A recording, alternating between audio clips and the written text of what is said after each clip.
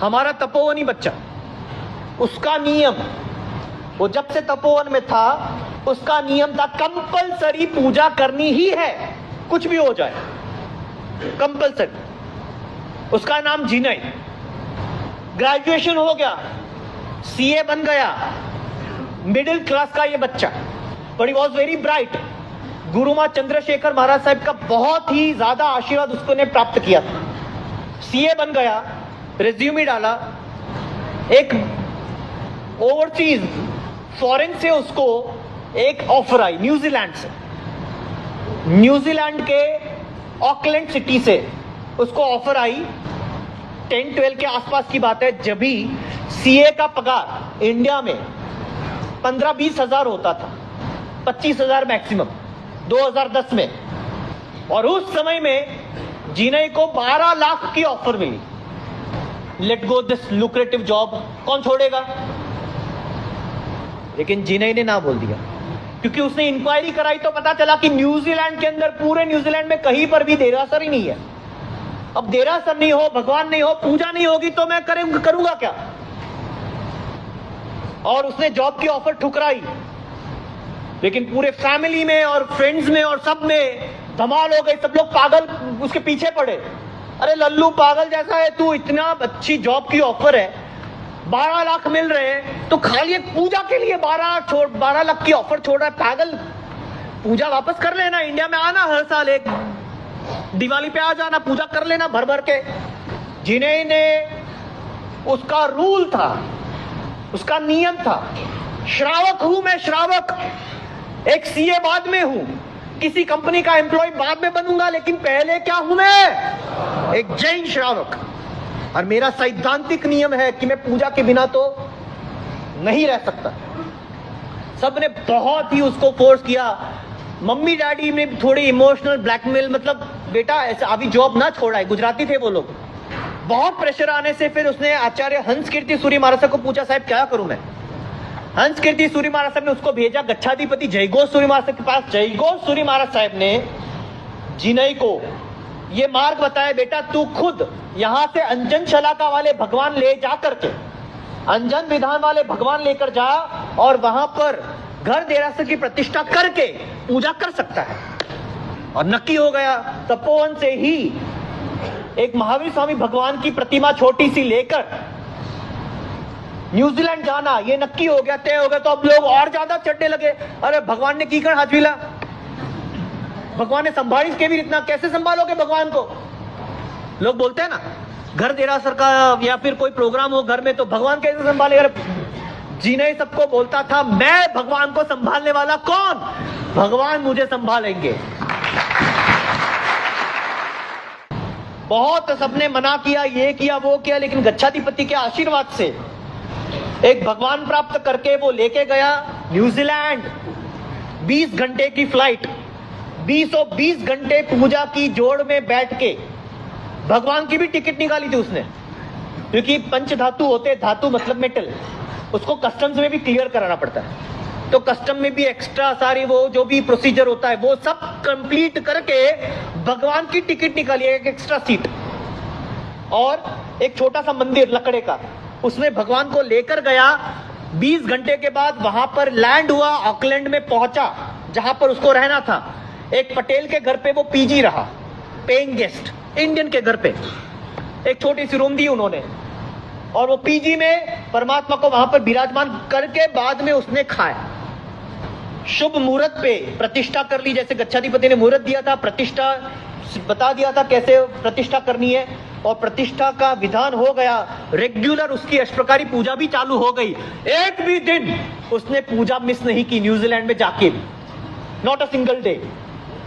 आपकी तो लोनावाला जाए तो भी मिस हो जाती है, अरे कोंडवा से खाली सीगोल रोड जाए तो भी मिस हो जाती है। मामा के घर गया था, लल्लू मामा के घर के पास देरासर नहीं है क्या? और जिनके प्रिंसिपल्स नहीं होते, जिनके सिद्धांत नहीं होते, जिनके रूल्स नहीं होते, उसकी सोसाइटी में कोई वैल्यू बनती नहीं। जिनय रोज पूजा करता था, वो उनको पता चला, घर मालिक को, जो पटेल थे, उन्होंने दूसरे लोगों को बताया, दूसरे जो इंडियंस थे, जैन थे, उनको बताया कि कोई बच्चा आया है तुम्हारा, मतलब कोई युवान आया है, और वो रोज भगवान की पूजा करता है, एक एक घंटा करता है। पता चला कि घर देरासर की प्रतिष्ठा की है। तो जैन लोग जितने थे न्यूजीलैंड में, वो लोग भी दर्शन करने आने लगे। वीकेंड में ज्यादा लोग आने लगे, एवरी डे 10-15 लोग, और वीकेंड में 30-35 लोग दर्शन करने आ रहे थे। उसमें से 10-15 लोगों ने पूजा भी चालू कर दी। न्यूजीलैंड में जाके उसने लोगों को पूजा चालू करवाई। ये एक तपोनी बच्चे की ताकत होती है। वहीं पर न्यूजीलैंड के एक बड़े इंडस्ट्रियलिस्ट को समाचार मिले कि यहां पर एक बच्चे ने जैन देरासर, घर देरासर बनाया है, तो वो लोग भी दर्शन करने आए। वो फैमिली वाले, वो इंडस्ट्रियलिस्ट, बहुत बड़ा बिजनेसमैन, जो 3 पीढ़ी से, 3 जनरेशन से वहां पे थे, तो जैनिज्म का बहुत जानते नहीं थे। देरासर नहीं था, कुछ नहीं था, खाली वो इतना जानता था कि हम लोग जैन है ओरिजिनल। वो दर्शन करने आया। वो कभी कभी इंडिया भी आता था। इंडिया में उसने पालीताना, शंकेश्वर वगैरह यात्रा भी की थी। तब मंदिर मतलब इनके मन में क्या होता है, मंदिर मतलब कुछ बड़ा होता है। यहां आके देखा तो एक लकड़े के अंदर, लकड़े के मंदिर में पर्दा करके भगवान को रखा था। तो हाउ इज दिस टेंपल, उसे बताया, समझाया। जीने ने इसको घर देरासर बोलते हैं, और ये मैंने प्रतिष्ठा की हुई है, अंजन शलाका भी हुए हैं। लेकिन भाई यार इतना छोटा क्यों, बड़ा होना चाहिए ना। जीने ने बताया, this is what I can afford, this is what I can afford. मैं मेरे शक्ति मुताबिक भक्ति कर रहा हूं, और बाकी सारी आशातनाओं का त्याग हो उसका भी ध्यान रखता हूं। और जिसके घर में भगवान हो उसके घर में कोई आशातना नहीं होती है। वो इंडस्ट्रियलिस्ट बोलते एक काम कर, मेरे यहां पे चल।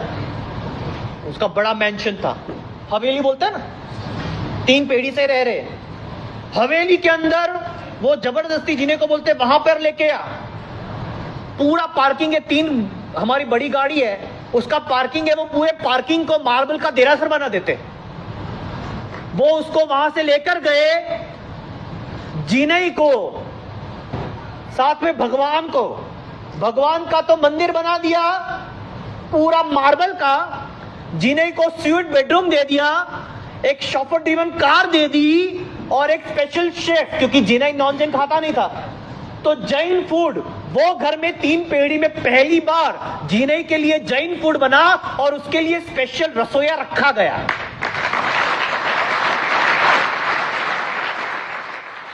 वो इंडस्ट्रियलिस्ट ने ऑफर दी।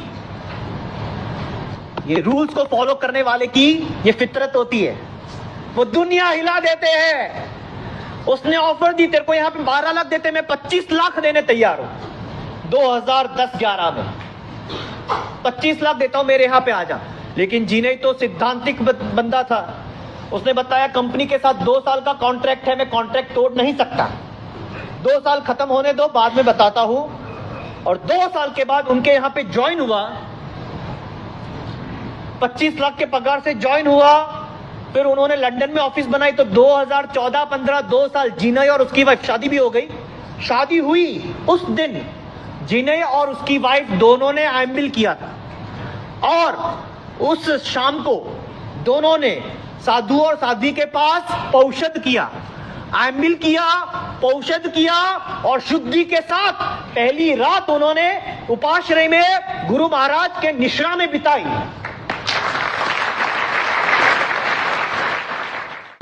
दोनों पति पत्नी लंदन में रहे। ये न्यूजीलैंड वाले जो सेठ थे, उनकी एक कंपनी फ्रेंचाइजी बनी लंदन में, और लंदन जाते पहले हम लोग तपोवन में थे 2014 में, तभी वो आशीर्वाद लेने आया था कि साहब हम तपोवन जा रहे हैं। हंस कीर्ति महाराज साहब भी वहीं पे थे, वो आशीर्वाद लेने आया। 2 साल लंदन में रहा। लेकिन न्यूजीलैंड के लोगों को जीने के बिना पसंद नहीं आ रहा था। वापस जिनई को न्यूजीलैंड बुलाया गया, लंदन में किसी और को पोस्टिंग करा दी। जिनई को आज न्यूजीलैंड में लोग जिनई गुरुजी नाम से पहचानते हैं।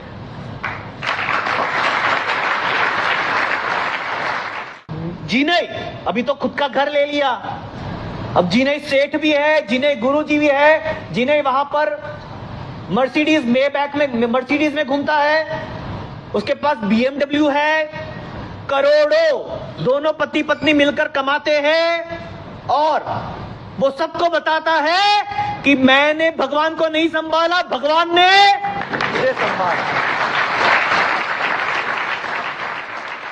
हर हर वीकेंड में जिन्हें गुरुजी के क्लासेस होते हैं, 150 लोग जिन्हें के पास धार्मिक शिक्षण लेने आते हैं, 150 जैन लोग धार्मिक शिक्षण लेते हैं। और अभी सूरत के अंदर जो गुरुदशमी है, बहुत बड़े स्टेज पे है, वो पूरे गुरुदशमी का लाभ जिनय शाह का है।